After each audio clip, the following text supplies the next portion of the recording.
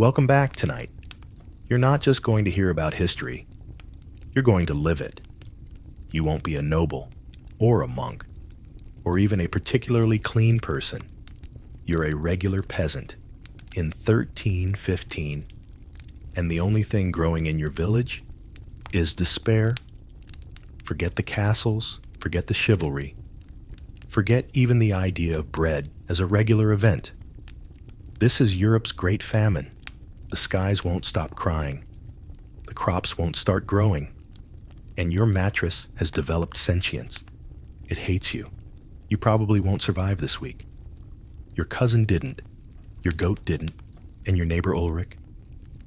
He just fell down mid-prayer, and no one checked.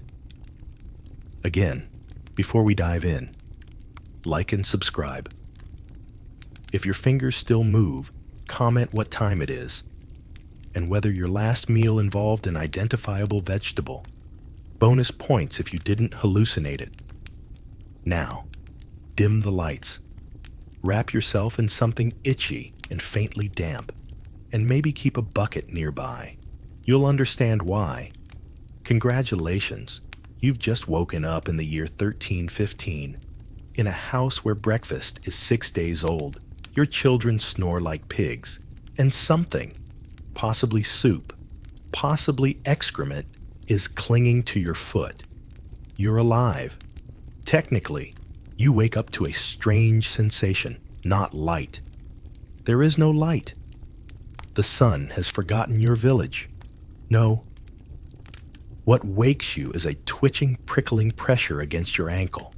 You kick instinctively, and the mouse squeals, offended, then disappears into the straw. Congratulations.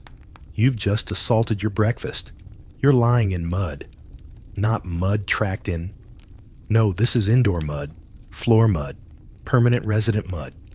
It's been here longer than you have. You sit up. Your back cracks like a frozen branch. Your breath fogs, then hovers, refusing to leave the room. The draft slips in through the hole in the roof you fixed last year with a dead goose and divine optimism.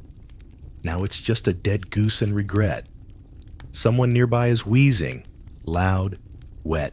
It's your uncle or your grandfather. You honestly don't remember anymore. He just never left the corner after winter 3 years ago. Sometimes he mutters to the wall. You all let him. You try to stand. Bad idea. Your left foot sinks deeper into something not quite dirt. Is it dung? Is it soup? It doesn't matter. It's cold, it's damp, and it's yours now. You shuffle to the wall, your version of morning exercise, and pull on your only tunic. A masterpiece of holes, itch, and what might once have been brown. You sniff it, still wearable, which means it only smells slightly worse than your blanket. You glance at your family, bundled together like mismatched turnips. Your wife is somewhere in there, coughing. Your children are somewhere under her, snoring like pigs. And one of them, probably Freya, kicked the piss pot again. There's a trail. It's warm, lovely. The rooster crows outside. Or maybe it's choking. Hard to tell these days. You step out into the cold air, if only to escape the smell of other people existing. Welcome to your morning. Not holy. Not hopeful. Just slightly better than being dead. You head to the fire pit. Calling it a kitchen would be generous. Calling it a pit would be optimistic. A few embers blink at you with all the enthusiasm of a dying toad. You poke them with a stick you pretended was a sword when you were 12. It's still a stick. You reach for the pot. Not a real pot. Half a helmet. Donated by the last man who thought conscription was a promotion. Inside, breakfast, also known as yesterday's regret. It's pottage, 6 days old, maybe 7. It wobbles when you stir it. You found a feather in it once.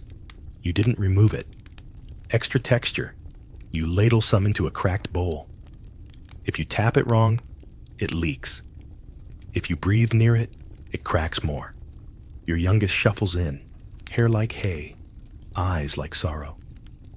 She says, "I had a dream we ate bread." You nod solemnly. "I had that dream too. But it was 3 winters ago, and the bread was stolen by a dog with 1 leg and divine speed." You hand her the bowl. She eats in silence, because talking wastes energy, and energy is food, and food is a memory. You take your own sip. It tastes like betrayal, soil, and maybe turnip. Maybe you chew something that shouldn't need chewing. It crunches. You don't ask. Outside, your neighbor yells that his cow has died. Again, same cow, new name, still dead. You stare into your bowl. The soup stares back. Breakfast is over. You feel full, but not of food. Full of dread. Full of aching teeth and questions like, is this still better than plague? Spoiler, barely. You rinse your bowl with snow. You don't dry it. The wind will do that. Or freeze it solid. Same difference. Then with one deep, joyless breath, it's time to go work the frozen field. You grab your hoe. Not a good one. The handle is splintered, and the metal head is rusted into what might generously be called a triangle. It's less tool and more vague suggestion of labor. You walk past the well, still frozen. You consider licking it for hydration. You consider not. The field greets you with silence, the kind of silence that says, nothing will grow here, and we both know it. You stab the earth anyway. Thwack. Your back cracks again. Thwack. Your fingers bleed a little. Thwack. You hit something. You think it's a root. It's not. It's a shoe. Still attached to someone. You bury it back out of respect or laziness. By mid-morning, the wind picks up. Not a breeze. Not refreshing. This is the kind of wind that exfoliates your soul. You pause to breathe, but the air smells like dead cabbage and communal despair. A priest passes by on a donkey.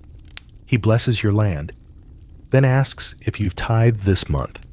You hand him 2 shriveled beets and a sorry look. He says, "God tests the faithful." You say, "Then I must be the final exam." He doesn't laugh. The sun almost peeks out, then reconsiders. Back behind clouds it goes, like a debtor ducking a landlord. You dig deeper. You sweat, but not enough to feel human. Just enough to feel itchy. Your wife waves at you from the house. Or maybe she's swatting a fly. Hard to say. You wonder if lunch is ready. Then you remember. Lunch is just breakfast, rebranded. Your hand slips. The hoe slices your boot. You bleed. A little. Good. At least it proves you're still alive. And just like that, morning ends. Not with a bell. Not with a song. But with the quiet sigh of a man whose stomach and shovel are both equally empty. It's midday. Or as midday as it gets in this god-forsaken, cloud-blanketed, frost-bitten excuse for a season. The sun is somewhere up there, but it's just implied, like the concept of fairness. Or summer, you're still in the field, because the field is where people like you stay, digging, scraping, bleeding into the same soil that's already swallowed your seeds, your hopes, and most of your extended family. Your fingers no longer feel like fingers. They feel like regrets wrapped in burlap. You shove your hands under your armpits, trying to trick your body into believing in warmth. It doesn't fall for it. Your boots squelch as you move, not because it rained. No, because your left boot has become its own biome, a tiny, damp, fungal civilization, one that may outlive you. A wind picks up. It doesn't just slap your face, it questions your life choices.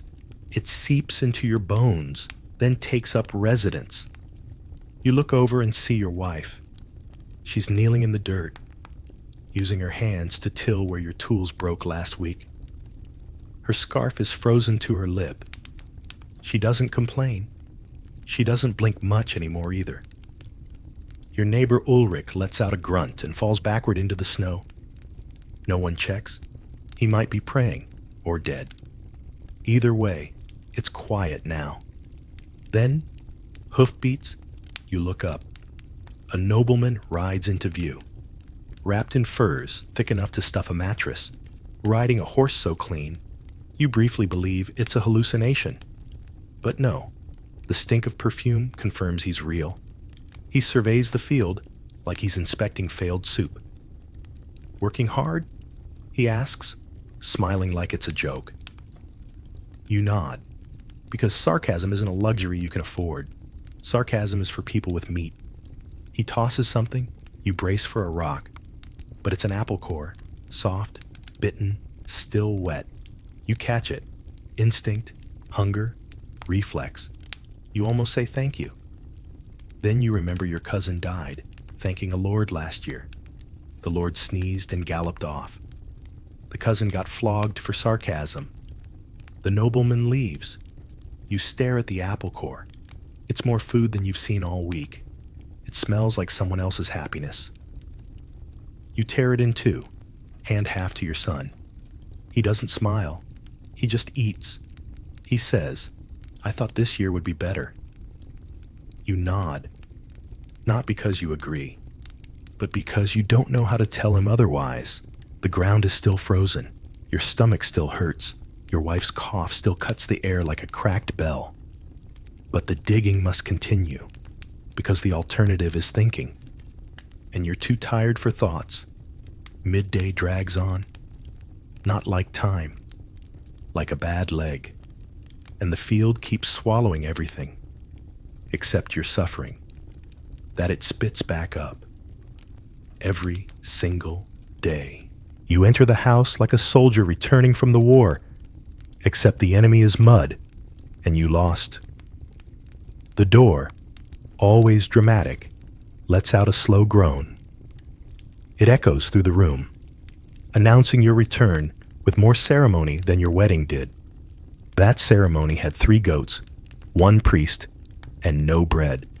The inside is familiar, a combination of smoke, damp wool, boiled regret, and something you hope is only cabbage.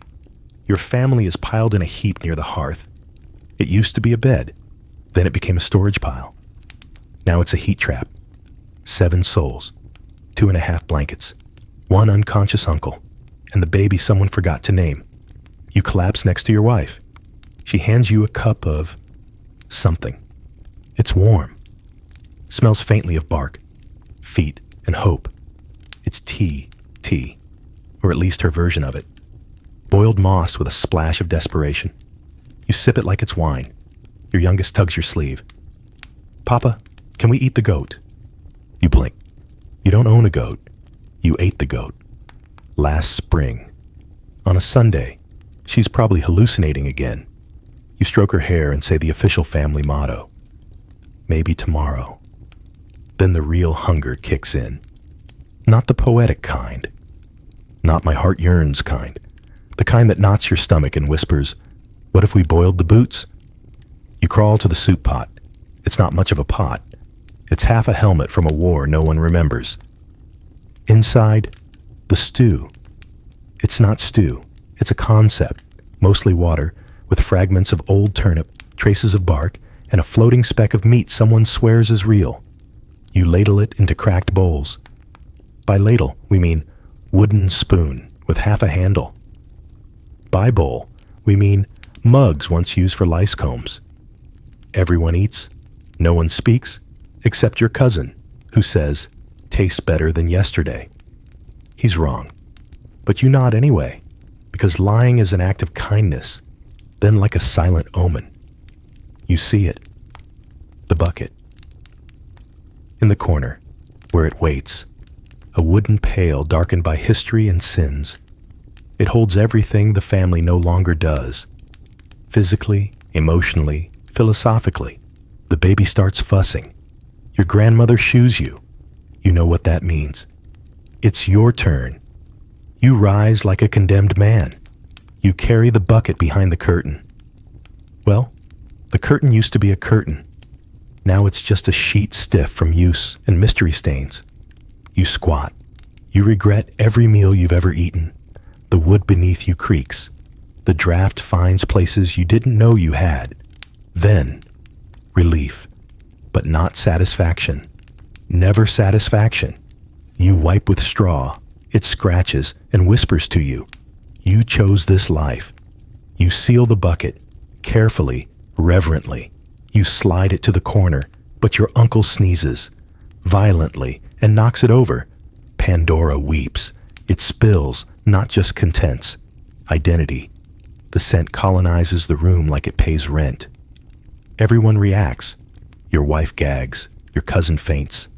The baby laughs. Your grandmother just mutters, "Third time this week." You clean it. With the family rag, the one used for everything. Soup, blood, and now, this. You scrub in silence, because this isn't the worst part of your day. It's just the part that makes everything else feel slightly less bad. Once it's clean, you collapse back into the heap. Someone hands you a lukewarm rock for warmth. You accept it, gratefully. Outside, the frost creeps up the window. Inside, your family clings to each other, not out of love, but because shared body heat is cheaper than firewood. And somewhere in the shadows, the bucket sits, silent, waiting. Tomorrow, it will be your turn again, and the day after that, and the one after that, until the bucket wins. A bell rings, not melodious, not majestic, just a rusty clang that sounds like someone hitting a pot out of boredom. It's time for the midday sermon. Your village believes in structure. Starve in the morning, pray at noon, freeze by night. You shuffle outside, joining the slow-moving procession of peasants. Each person walks like their joints have signed a ceasefire, but not a peace treaty. Someone coughs behind you. You don't turn around. You already know who it is. You also know it's getting worse. The chapel is really just a roof nailed onto hope and moss. There are no pews, no altar, just mud, and a priest with more opinions than teeth. Father Edric stands at the front, arms raised to a sky that has never once listened. He's wearing 4 layers of wool, 2 gloves, and a look of spiritual constipation. The man knows suffering, mostly because he watches it, not because he lives it. He opens his sermon with a classic. Children of the frost, this is not punishment, it is purification. You blink. Your stomach growls so loudly, someone flinches. Edric continues. God tests the faithful, and he has tested us with mold, with rot, and with rats. Your cousin whispers, he forgot about Aunt Gerta. You all pause for a beat. Aunt Gerta did, in fact, give everyone worms last Lent, unintentionally, still counts. Edric drones on. He speaks of humility, of virtue and obedience, of the sacred beauty of hunger. You wonder if he's ever skipped a meal. He doesn't look like it. You shift on your feet. The ground is wet. Your socks are wet. Your soul is wet. Edric raises a fist dramatically. This suffering brings us closer to heaven. Someone next to you mutters, then heaven better have bread. You nod. Blasphemy has never felt more justified. Then Edric surprises you. He pulls a cloth-wrapped object from his robe. It's a loaf of bread. Actual bread. Round, soft, not made of bark. Gasps, murmurs, tears even. He holds it up like the Holy Grail. Says it's a symbol. Then he eats it, alone, slowly. He chews each bite like he's devouring salvation. You count 17 chews. No one else gets any. You think about charging him. You think about the bucket. You think about morality. Then you remember your legs hurt too much. So you stand and you listen and you pretend you're full of the Holy Spirit instead of actual rage. The sermon ends. Edric blesses the air and walks back to his home. A hut with a real fire, real bread, and possibly a bed that doesn't bite. The villagers scatter. Silently, like ghosts after an exorcism. You walk home, not because you feel inspired, but because the sermon is over. And there's nothing else to distract you from being cold. No miracles, no food. Just another reminder that salvation is always just one prayer away. And 2 meals short, the sky bruises purple as the day collapses in on itself. No sunset, just an absence of light. Like someone forgot to turn the century on.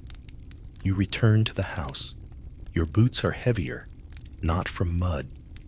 Those dried hours ago, from disappointment. The door greets you with a creak so familiar, you've begun to harmonize with it. Inside, everyone's already sitting. Not gathered, just arranged. Around the pit that used to be a fireplace and is now more metaphor than function.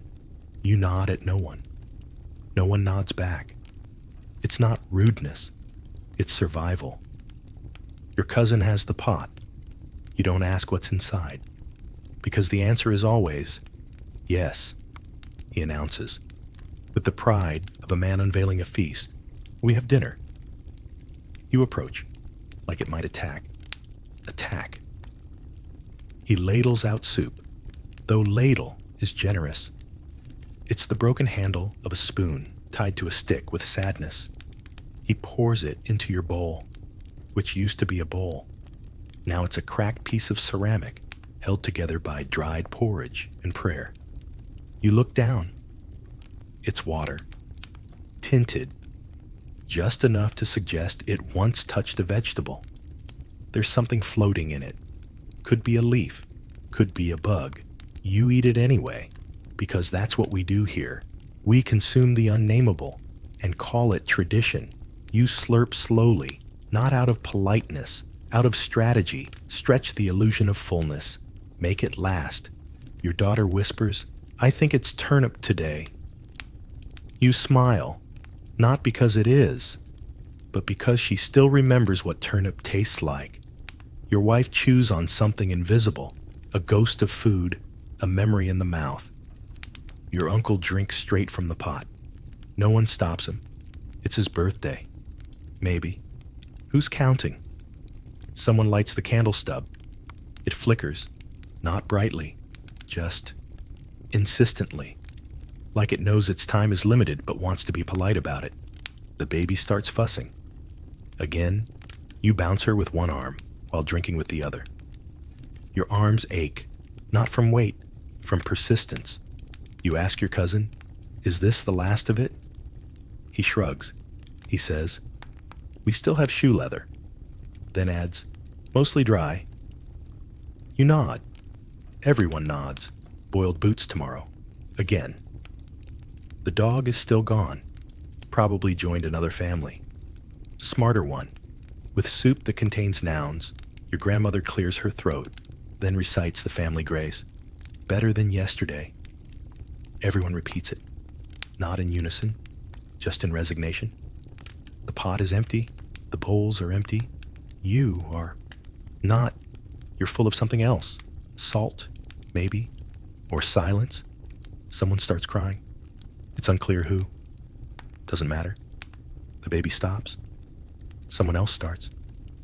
You all sit there a little longer, not to rest, but because standing means moving, and moving means facing what comes next. The cold. Dinner ends. No clearing of dishes. No laughter. No second helpings. Just shared heat. Quiet chewing. And the collective realization. That wasn't dinner. That was survival. Disguised as a ritual. You lie down. Not in a bed. Not on a mattress. On hay. Old hay. Damp hay. Hay that smells like goat, mildew, and decisions made in haste. There are no blankets left. They're already in use, wrapped around people who got there first. So you settle for a coat, not yours, stolen from a cousin. You'll apologize in the spring. If either of you makes it that far, someone coughs. It begins. The evening concert. One deep, one shallow, one wet, with something behind it. A little rattling encore. You turn over. The straw pokes your spine like it holds a grudge. You try the other side.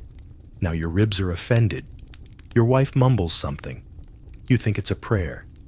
You think it's about the baby. You think she's already asleep. Hard to tell anymore. The baby wheezes. Not dangerously, just constantly, like a kettle that never boils. Your uncle is snoring. At least you hope it's snoring. Could also be, well, you'll check in the morning. The wind slips through the cracks in the wall. It finds you. It always finds you. It hugs your ankles, climbs your spine, and breathes into your ear. You are replaceable. You shift again. Your back cracks. Your neck pops. The straw sighs. Someone to your left mutters in their sleep. Something about bread. You pretend you didn't hear it, because dreams like that are dangerous. Your stomach grumbles. Your neighbor's stomach answers. A duet of hunger, soft and awkward. The candle burns out. Darkness takes the room like a blanket no one asked for. It muffles breath. It magnifies coughs. It makes every sniffle sound like the start of an ending. You try to sleep, not dream, not rest, just forget. Temporarily, your thoughts race. What if the crops fail again? What if the priest was right? What if the baby doesn't make it through the next frost? What if the bucket tips again? You push those away. You focus on the hay, the itchy, soggy, silently judging hay. Eventually, your eyes close, not because you're safe, not because you're warm, but because exhaustion wins. And for a few hours, you lie still, not sleeping, not thinking, just surviving. Inside a room of bodies, breath, and coughs that sound older than time. This is sleep in the year of not enough. Not peaceful, not gentle, just a pause, so the coughing can regroup before sunrise. You are almost asleep almost. Your body has gone limp. Your thoughts have slowed into that sweet, dumb fog of near rest. But then, scratch, scratch, scratch. You freeze, because you know that sound. Everyone knows that sound. It's not wind. It's not the baby. It's not the priest come to apologize for hoarding bread. Unlikely. It's them. The night shift. The rats. They've come again. They always do. You hear them in the rafters first, little feet pattering like a tiny malicious army. One skitters across a beam. Another lands, plop, into the straw nearby. Someone whispers, "Don't move." No one was planning to. You feel one on your leg, just passing through. Nothing personal. You clench every muscle, like that'll hide you. You breathe through your mouth, because breathing through your nose means smelling everything the rat just stepped in. The baby stirs. A rat squeaks. For a moment, you fear a diplomatic incident. But the rat moves on, back to the corner where the bucket lives. Of course, you listen as the rats hold what sounds like a summit meeting around the bucket. They take turns. They squeal. One of them knocks something over. Again, someone mutters a prayer. Someone else mutters, "Shut up." Your grandmother, eyes still closed, says flatly, "They eat the soft parts first." No one asks what that means. Everyone already knows. You feel something at your head. You open your eyes slowly. A pair of small, black, soulless ones stare back. The rat pauses. You pause for one glorious, awful moment. You both contemplate each other's life choices. Then it turns, disinterested. You've been judged and found not delicious. You exhale.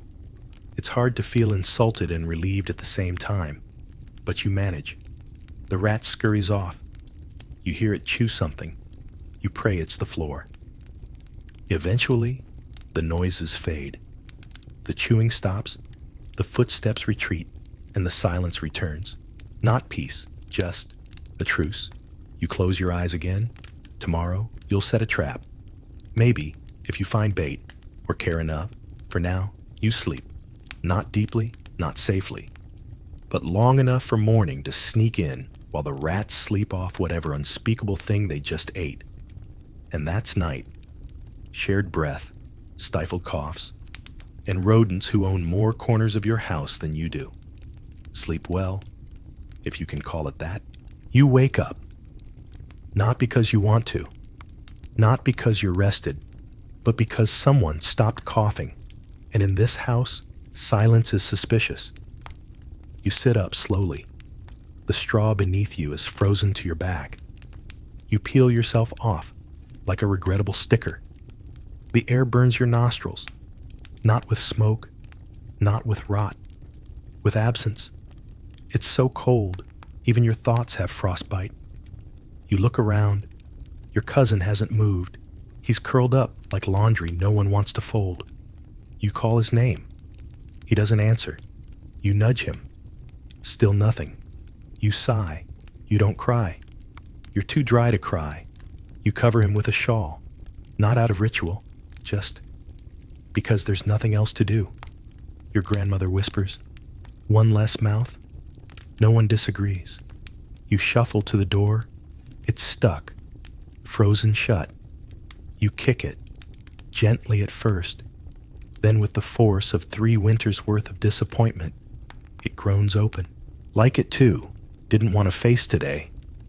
Outside, the snow is waist deep. You used to call that fun. Now it's just a white grave with better marketing. You walk past the fields. What used to be fields. Now they're just shapes under snow. Shapes that once held hope. And barley. And your neighbor's plow. Now buried. Possibly with a neighbor. You pass by a shed. The roof caved in. The goat gone. Probably eaten. Maybe by wolves. Maybe by you. You don't remember. You find a tree. You don't need firewood. You need something to do. So you break off branches. 1, 2. Your fingers bleed from the cold, but the red looks nice on the white. You carry the wood home. Your wife is awake. Her eyes are open, but empty. She's feeding the baby a broth made from what, exactly? You don't ask. The baby is alive. That's enough. You build a fire. It sputters, it wheezes, it lights. Everyone stares at it like it's a miracle, which, in this house, it is. You sit. No one speaks.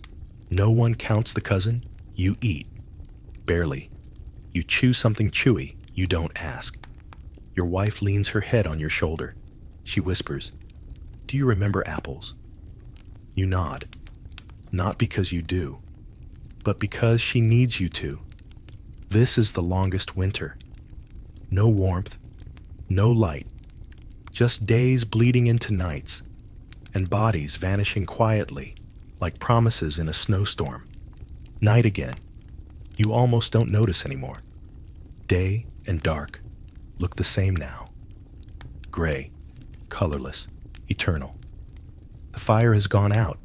No one moves to relight it. The wood is gone. The strength is gone. Even the arguments are gone. You lie beside your family, or what remains of it. Your wife is curled in on herself. The baby tucked under her chin like a secret, still breathing.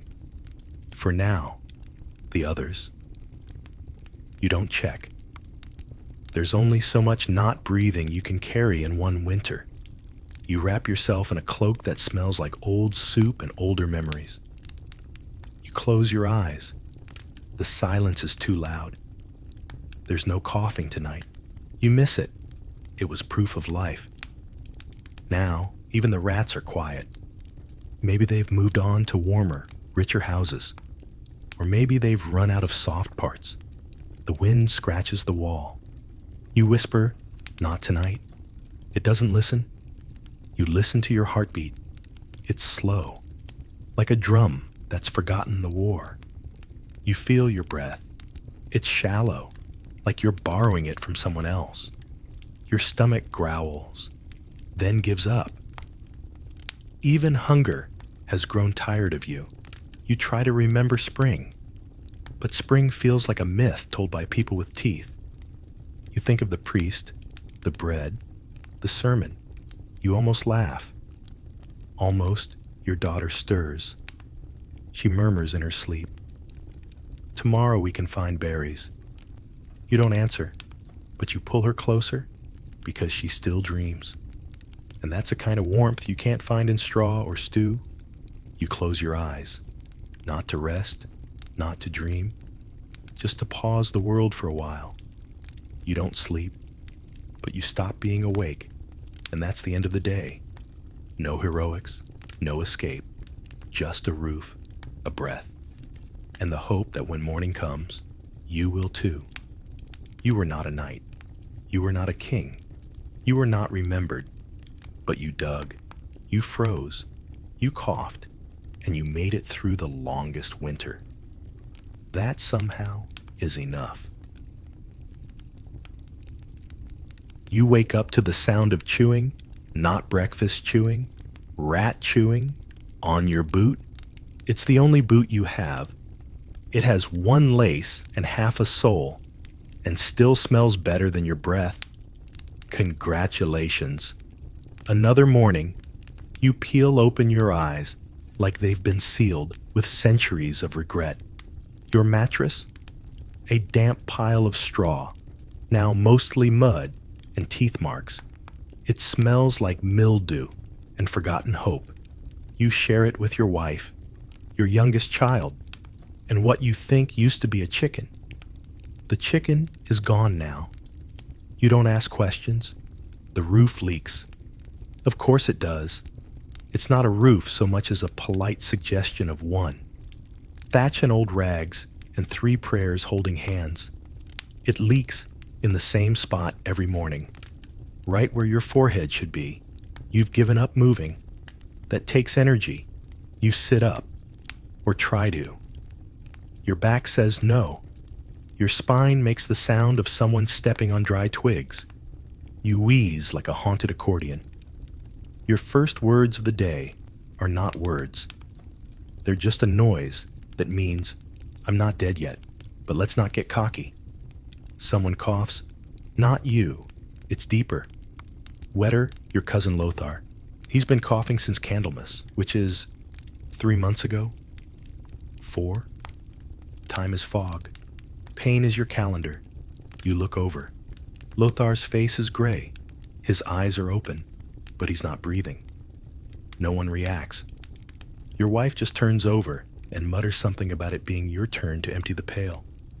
No one screams. No one prays. In 1315, death is a breakfast guest. You don't greet him anymore. You grab the bucket. Yes, that bucket. The one for everything. Toileting, washing, vomiting, sometimes cooking. Don't think too hard about that. You walk barefoot to the door, because of course the rat took the boot. The floor is cold, cold like betrayal, cold like the Pope's opinion of peasants. You step outside and breathe in the morning air. It smells like wet hay, cold ashes, and rotting root vegetables. You'd bottle it if you thought anyone would pay, but they wouldn't, because everyone smells like this now. You dump the bucket into the trench by the road. It sloshes. Something splashes onto your foot. It's warm. For a second, you remember joy. Then you notice old Brenna across the road. She's watching you. Again, she hasn't blinked in 3 days. You think she's waiting for your family to die. She's always got a knife and a pot. You nod at her. She doesn't nod back. You go back inside. Someone has eaten half a candle. You don't ask who. You just lick what's left. It tastes like wax and despair, but at least it tastes. Your son is sitting by the fire pit. There's no fire. Just a pit. He's chewing on a button he found in the dirt. It used to be on your only coat. You say nothing. He holds it out to you. Papa? He he says. Is this bread? You nod, because that's easier, because no one's eaten bread in weeks, because even saying bread feels like blasphemy now. He smiles. He licks it like it's jammed with raisins. You want to cry. But your tears went on strike last December. Instead, you whisper, Happy Tuesday. And so it begins. You try to start a fire. Keyword, try. There's no wood. There hasn't been wood since Candlemas. Someone chopped down the fence 2 weeks ago. Someone else burned the ladder. Yesterday, your uncle burned his shoes. You scrape the ashes from last night and pile them like they owe you money. A puff of smoke rises. You cough, not because of the smoke, just because that's what your lungs do now. Your wife hands you a twig. One twig, the size of a matchstick. You thank her like it's a gift from God, because in 1315 it is. You try to light it with flint. You miss. The spark flies directly into your eye. You blink, you don't curse. Those are worth saving. The twig catches. It smokes for 3 seconds, then dies, like most dreams. The room is still dark. The air is still cold. Your son asks, Papa, is it spring yet? You look at the door. There's mold growing on the inside. Mold with a personality. You've named it Sir Humphrey. It's your most stable neighbor. You lie. Yes, it's spring now. Because what's the point of honesty? The rain hasn't stopped since last May. The fields are mud. The animals are thin. The sky looks like someone smeared gruel across heaven. You pull on your shirt. It's stiff. Because it froze overnight. You broke 3 fingernails trying to bend it. Your pants are missing. You assume someone borrowed them. Maybe for fuel. Maybe for warmth. Maybe for fashion. Peasant chic is big this year. You wrap a burlap sack around your waist. It used to hold turnips. It still smells like hope and sadness. You sit down and eat breakfast. And by eat, you mean chew. And by chew, you mean gnaw on boiled shoe leather and try not to think about it. Your daughter offers you something. It's a cup. It has water in it. But it's not water. It's suspiciously thick. You stare, she beams. I made soup. You take a sip. It tastes like roof leak and regret. There's a twig in it. Could be seasoning. Could be structural support. You smile. You drink. You survive. Your daughter claps. You wonder what she'd do if you dropped dead. Probably repurpose your bones. The sun rises, kind of. It's more of a suggestion than a commitment. A pale smear in the sky, like a hungover moon. The church bell rings in the distance, not to call you to mass. No, today, it's a funeral. Again, someone whispers. Was it the Smith's baby? Someone else says, no, the tailor's son. You can't keep track. There are too many names, too many graves. Your wife says, we should go.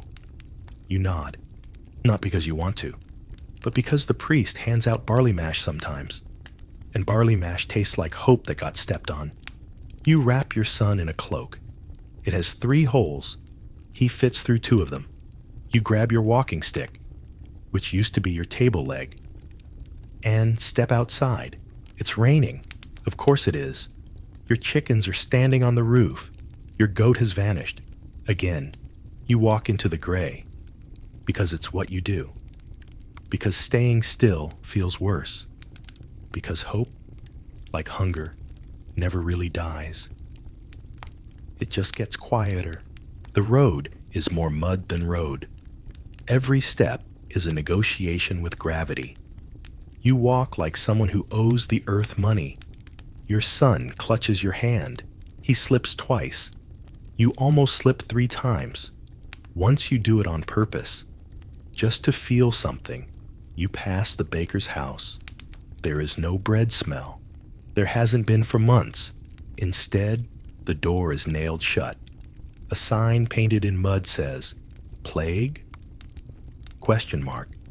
Nobody's sure anymore. In the village square, a crowd has gathered, not for joy. That doesn't happen anymore. They're staring at something. You edge forward. It's a wagon. Wooden. Old. Covered in a tarp that smells like mildew and melted fear. The priest is there. So is the reeve. So is a boy with a handcart full of lime. Someone pulls back the tarp. 6 bodies, stacked like firewood. 2 of them are children. One of them looks like Lothar, but you're not sure. You don't step forward. You don't speak. You just stand there and try to pretend your stomach isn't growling while you look at corpses. Because in 1315, even grief has rules. Rule 1, don't let it slow you down. Rule 2, don't cry. Your body can't spare the salt. The priest mumbles a prayer. It's short, mercifully so. A woman in the crowd whispers, "They say the king's grain ships were delayed again." You say nothing, because kings don't exist here. Not really. Only mud and wind and cold. Someone sneezes, everyone stares. For 3 full seconds, it's quiet. Then they look away. You wipe your son's nose on your sleeve. You keep walking. You reach the church steps. They're wet, covered in moss, slippery like truth in court. Inside, it's warmer, but not warm. Less freezing, just barely corpse adjacent. The priest hands out something. A scoop of porridge? No, too generous. It's mashed barley, thinned with rainwater, sour gray, and just enough to remind your stomach what hope tastes like. You take 2 mouthfuls. You don't chew. You don't look up. You want to thank him, but his eyes say, "Don't make this personal." Because if it's personal, it hurts more. You head back home as the rain picks up. It slaps your face like unpaid rent. The wind makes your ears sting. Your son asks, "Papa, what happens if the rain never stops?" You pause. You look at the sky. It looks back, blank and endless. You say the only thing that feels true. Then we learn to drown slower. He nods, like he understands, like he's 7 going on 70. Back at the cottage, your wife is crushing bark into powder. She says it's bread. She doesn't smile when she says it. No one jokes anymore. Your daughter is asleep. She's hugging the candle stub from earlier. You think about eating it. You don't. Not yet. You lie down. The straw pokes your ribs. The wet creeps back in. You stare at the ceiling, at the hole, at the dark cloud behind it. You whisper to no one. Is this still morning? No one answers, but your stomach does. It growls, long and low, like a wolf that's forgotten how to hunt, but still remembers how to starve. So the morning ended. No breakfast, no comfort, no end in sight. Just one more breath, one more step, one more hour closer to nothing. And tomorrow, you'll do it all again. Unless the mud swallows you first. The rain hasn't stopped. It's not falling. It's pressing. Like the sky is trying to apologize. With weight. Your shirt is soaked. Your knees are numb. Your soul waterlogged. It's noon. Supposedly, you wouldn't know. There's no sun.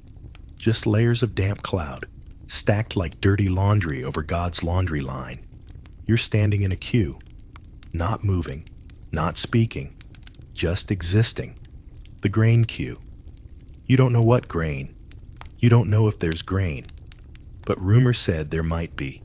So you walked 5 miles in the sludge. Because might is stronger than hunger now. Your feet squish, not in mud. In regret, you look around. There are 40 people, maybe 50. Half of them coughing. A few crying. One woman has a bag labeled flour, but she clutches it like a coffin. A boy behind you sneezes. Twice. You flinch. He sniffles and says, "Sorry." You want to hug him? You don't. Because physical affection spreads things. like lice and hope and disappointment. Ahead of you, a man collapses, right into the ditch. No one helps him up. You all just shuffle forward half a step, because kindness is expensive now, and no one has any left. Your wife sits nearby, under an old cart frame. She's knitting, with grass. You're not sure what it's supposed to be. Maybe socks. Maybe a message to God. Either way, it's something to do. Your son is chasing a chicken. Not your chicken. Nobody owns anything anymore. He trips, lands in a puddle. He laughs. The chicken escapes. You try not to cry. Again, the line moves, 3 steps forward. A man in a robe waves you closer. He has a clipboard. Not really. Just a plank with charcoal smears, but it looks official. Name? He asks. The you give it. Household size? 5, you say. He pauses. Living? You blink. You hesitate. 4.5, you answer. He nods. No follow-up, no judgment, just wait there. He hands you a token. Wooden, splintered, damp. It says maybe. You clutch it like it's a diamond. You turn to your wife. We got in. She doesn't smile. She just exhales, then knits faster. You sit and wait and wait and wait.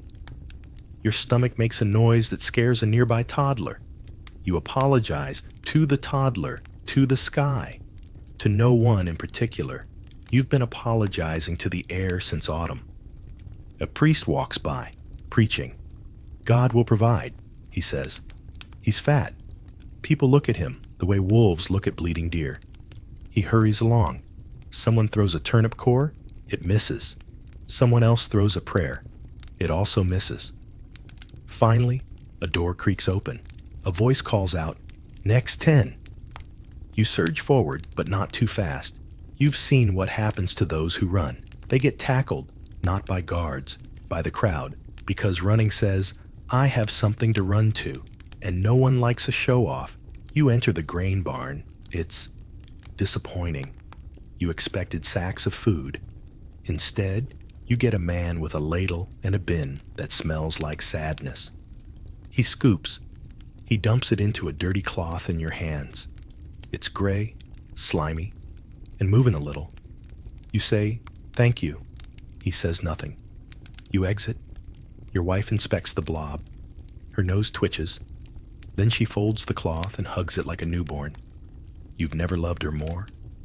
You all head home, silently, together. The rain keeps falling. Your token turns to mush in your pocket. You don't mind. You've already cashed it in for one more chance at survival. And in 1315, that's the best deal going. You're home again. Or whatever home means when the roof leaks, the walls bend in the wind, and the floor tries to swallow your feet like it's tired of supporting you. You toss the grain blob, the thing, onto the table. The table creaks in protest, probably offended. Your wife unwraps the cloth. Everyone gathers like it's Christmas. Only it's not. It's moldy barley mash. Some of it is still moving. You pretend not to notice. So does your daughter. Your son pokes it with a stick and whispers, "Is it sleeping?" You tell him yes, because lies taste better than truth. You heat it. Technically, the fire is more suggestion than flame. It coughs smoke and spits ash like it's personally insulted. You stir the pot. It burps. You stir again. It whimpers. Eventually, the smell rises. It's unique. Notes of mildew, yeast, and faint betrayal. Kind of like a monk's armpit mixed with regret. You take the first sip. Warm, slimy, texturally aggressive. You pass it to your wife. She nods like it's fine.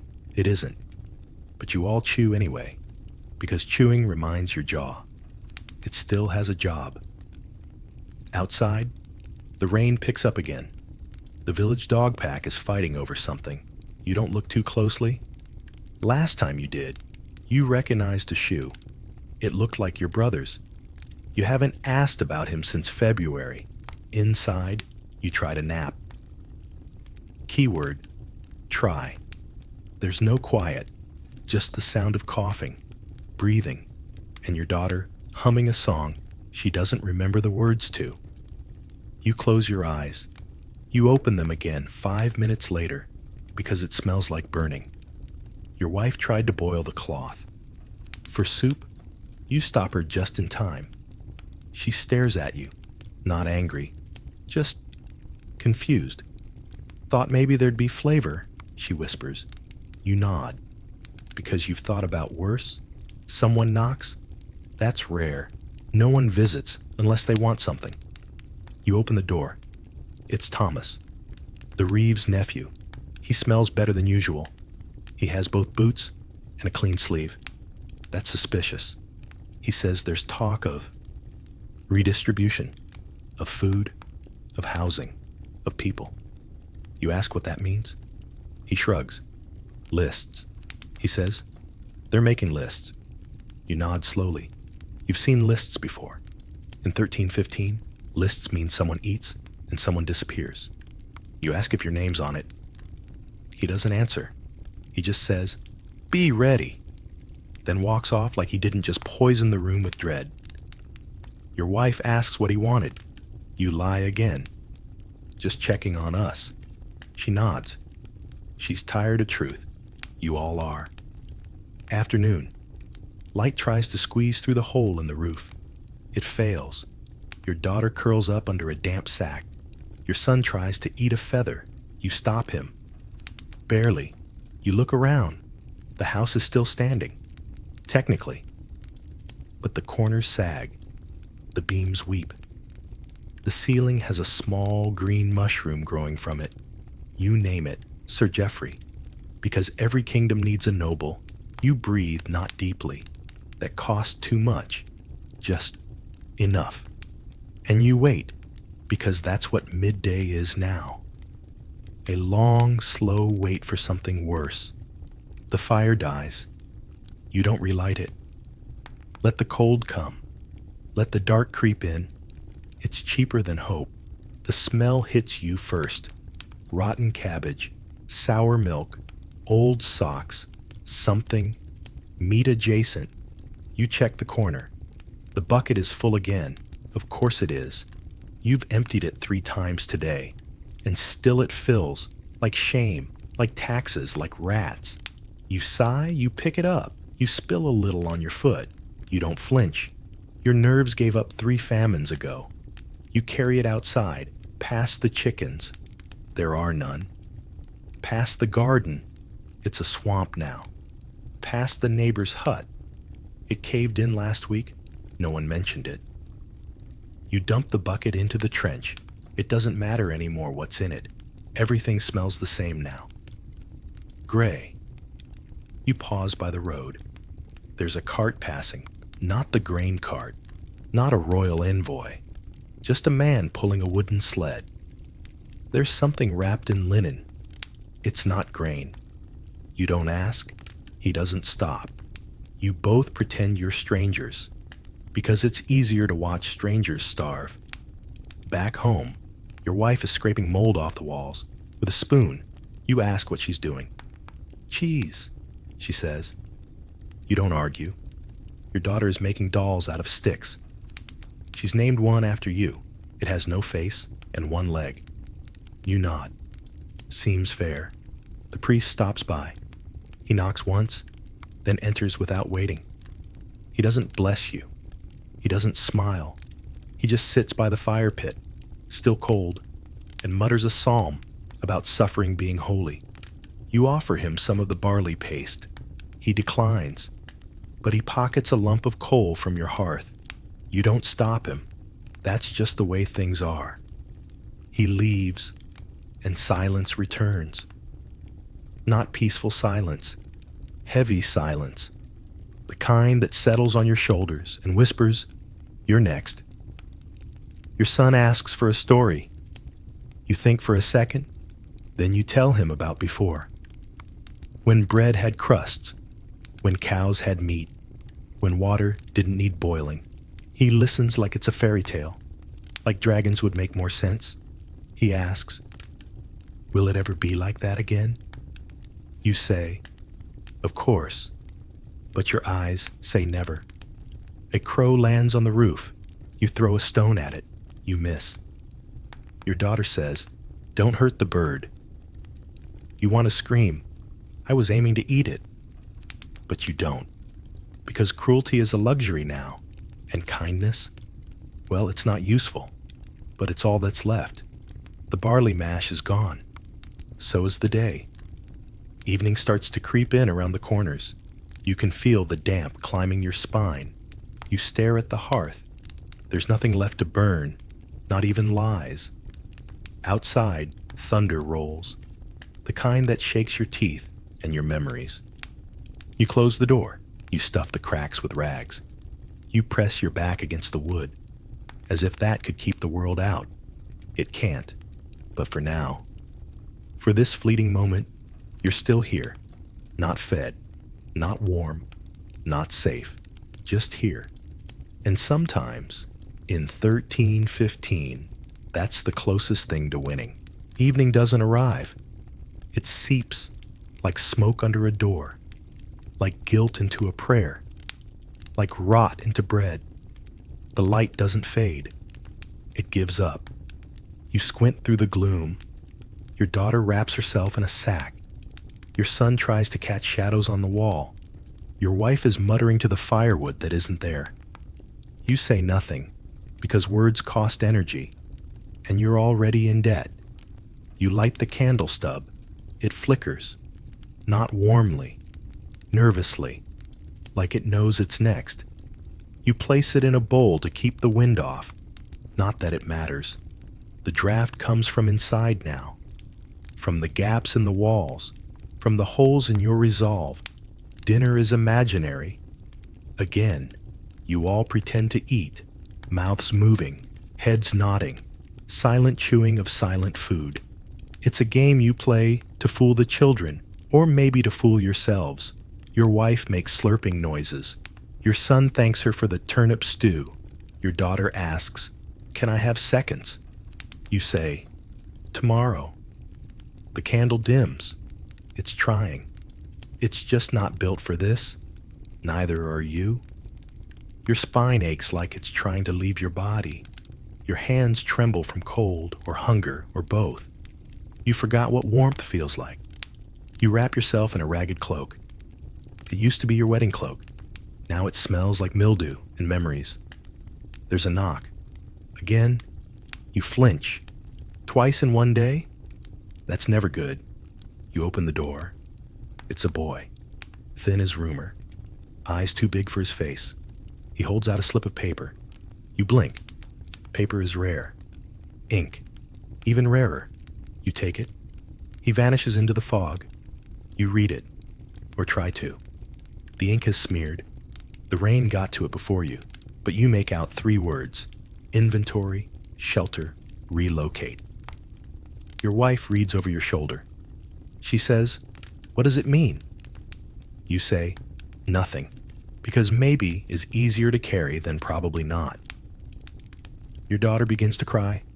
Not loud, not tantrum, just soft, steady leaking. You sit beside her. You pull her onto your lap. She's cold, so light. You can feel her ribs against your arms. You hum something, a song you barely remember, something your mother used to sing. Before the rains, before the famine, before the forgetting. The door bangs in the wind. You shut it again, jam a pot against the frame. Outside, the night breathes, slow, heavy, like it's waiting. Inside, the dark settles around you like a second skin. You don't talk anymore. Not because you've said it all, because there's nothing worth saying. No food, no fire, no plan, just breath. And barely that. Someone snores, someone weeps. The candle gives one last flicker, then dies, and the room is quiet. Not peaceful, just surrendered. You lie there, on straw that's more mold than fiber. You stare at the ceiling, or what's left of it. A drip lands on your forehead. You don't wipe it away. You're past that now. The roof leaks in rhythm. You count the drops like prayers. One for food, one for warmth, one for the people you stopped naming. Your wife mumbles in her sleep, something about onions. You haven't seen an onion since Pentecost. She smiles, just a little, a twitch, like her dreams still remember what taste is. You envy her. Your dreams are just replays of the day. But slower, a rat scurries across the floor. Bold, confident. It knows you won't chase it. You consider naming it, maybe Lord Crumbs. At least he always finds something to eat. You shift your weight, your hip bone scrapes the floor. Your stomach growls, the sound echoes. Your daughter stirs. She reaches for you in her sleep. You let her fingers wrap around yours. She's warm, barely, but enough outside. Someone is screaming. You freeze, then realize it's joy, laughter. That's worse. You creep to the door, crack it open. Across the lane, light flickers from the carpenter's house. Candlelight, voices, clinking bowls. Someone is singing. They found food, or made it, or stole it. You don't care how. You hate them, not because they have something, but because they dared to enjoy it. Joy feels like betrayal now. You close the door gently, return to the floor, to the cold, to your family. Your wife opens her eyes, just barely. Was it anything? She asks. You pause, then shake your head. No, just the wind. She nods, rolls over. The lie keeps her asleep. That's all it has to do. You try to sleep. Your eyes won't close. The dark presses against your skin, not like a blanket. More like a burial you think about tomorrow. Then stop. It doesn't help. Your son coughs. Once, then again. It's deep, wet. A sound that makes your spine itch. You sit up, touch his forehead. He's warm, too warm. Not the good kind. You whisper his name. He doesn't wake. You close your eyes. Say nothing. Just hold your breath. Because in 1315, breath is the most fragile thing you own. The wind howls. The rat returns. You don't move. If he takes a toe, so be it. You've lost more. The candle is gone. The fire is ash. The night is endless. But you are still here, unmoving, unfed, unbroken. But only just. The night grows teeth, not loud ones, not the kind that bite, the quiet kind, the kind that chew at the corners of your mind. You don't sleep, you just wait, with your eyes closed, pretending rest is possible. The straw itches, your stomach flips. It's not hunger this time. It's memory. You remember what bread smelled like, not tasted, smelled. You don't trust your memory of taste anymore. Too far gone. Too many lies. But smell. That lingers. Wheat, heat, a crust breaking open. You almost cry. But crying's a luxury. You'd rather save the salt. Your daughter shivers. You cover her with your half of the cloak. Now you're cold, but she's still soft. Still breathing. You'd trade your last warmth to keep that going. You just did. The wind shifts. You hear something outside. Not rats, not rain. Voices. Low, quick, urgent. You sit up. Your wife opens one eye, whispers, "Who is it?" You shrug. You crawl to the door. Open it just enough. Two figures moving fast, carrying something. A sack. No. A body. Small. You freeze. You think you know that shape. You want to believe it's a mistake. But there are no mistakes anymore. Only consequences. The figures disappear into the night. No one follows. No one asks. This is how grief works now. In silence, in shadows, and in ones. You go back inside. Lie down again. Say nothing. Your wife doesn't ask. She's too tired for bad news. Too smart to hope for good. The fire's gone. The cold creeps in through the walls like gossip. Sticky, slow, inevitable. You watch the corners of the room. Your eyes adjust, shapes blur. Everything looks like it's waiting for something. Maybe it is. You think about your son's cough, the warmth of his forehead, the way his breathing stutters sometimes. You think, what if? Then you think, when? Then you stop thinking. Time blurs. The house is still, except your daughter's feet twitching in sleep, except the wind trying to slip between boards, except your own pulse, whispering, not yet, not yet, not yet. Someone outside cries, a child, maybe. Then silence. You don't even turn your head anymore. You know that sound. You've made it yourself. The despair isn't loud. It's deep, like water in a well that never echoes back. It doesn't scream. It settles. In your bones, in your breath, in your belief that tomorrow will look any different. But still, you stay. You stay because your daughter's hand is on your arm, because your wife is curled at your back, because your son, for now, still coughs, because the dark, no matter how heavy, hasn't won yet. Not tonight. The rooster doesn't crow. Because there is no rooster. You ate it last November.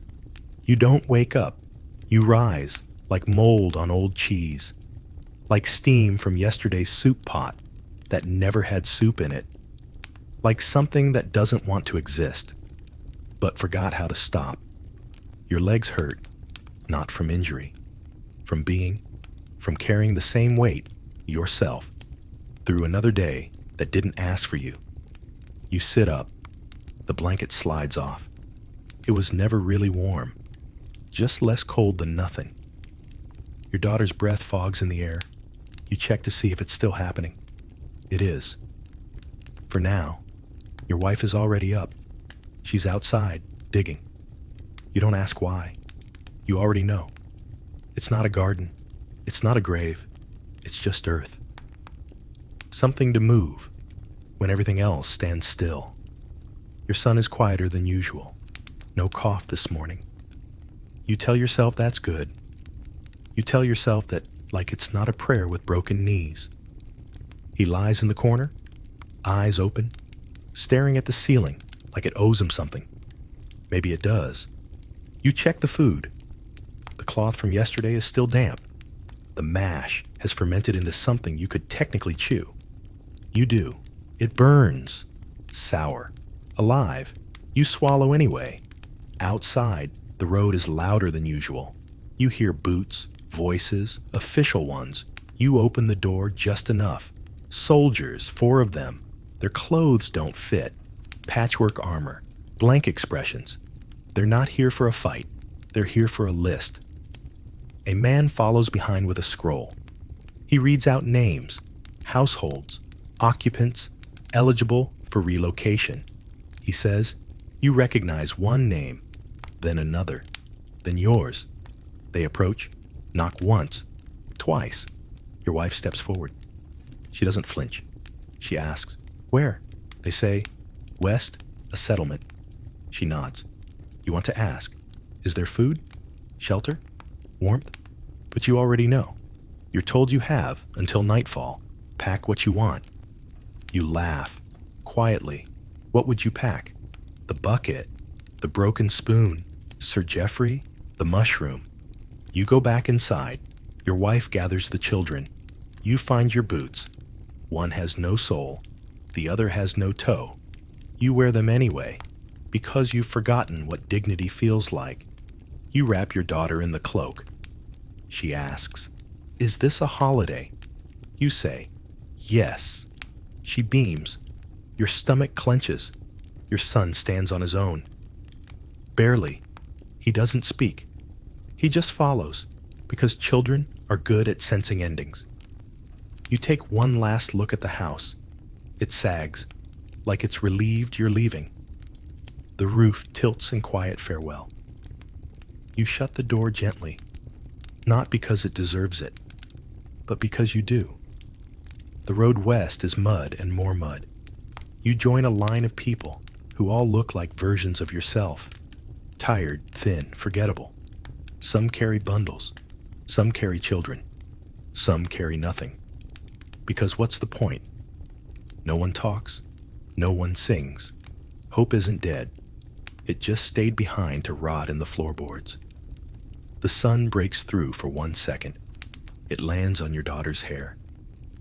She turns and smiles, and for a moment, a flicker.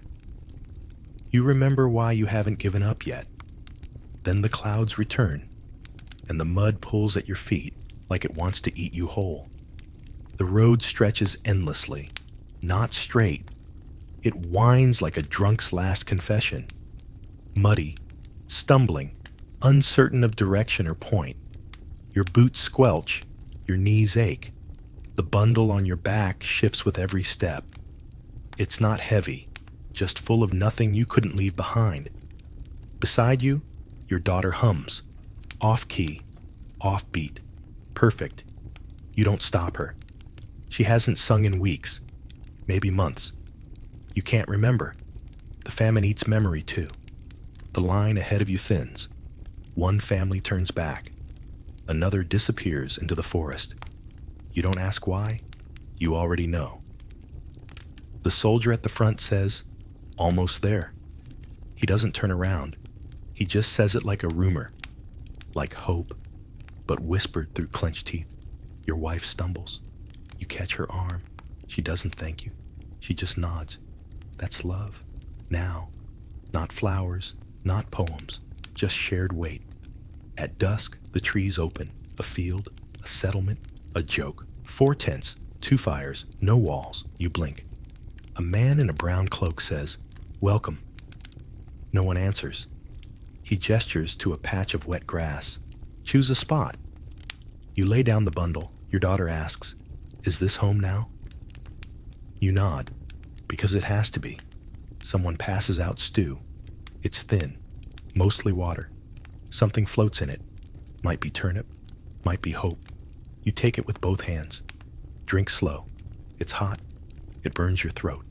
You cry, not because of pain, because it tastes like memory. Your son sips his portion and whispers, "It's good." You nod, then look away, so he doesn't see your lip tremble. Night falls again. But this darkness is different. Not because it's warmer, not because it's safer, but because you're not alone. You're surrounded by others who walked the same road, others who bent, but didn't break. You lie on the grass. The stars blink through torn clouds. Your daughter sleeps beside you, breath even, face soft. Your wife's hand rests over yours, rough, cold, steady. Your son doesn't cough tonight. You don't know if that's a mercy or a warning, but for now, he sleeps. You close your eyes, not from exhaustion, not from fear, but from acceptance that this life is yours, that survival is not small, that breathing is still a rebellion. You weren't a knight. You weren't a lord. You didn't slay dragons or win battles, but you endured. You endured everything. Mud, rain, rot, silence, shame. And now you rest. Not because it's over, but because you made it this far. And in 1315, that's more than enough.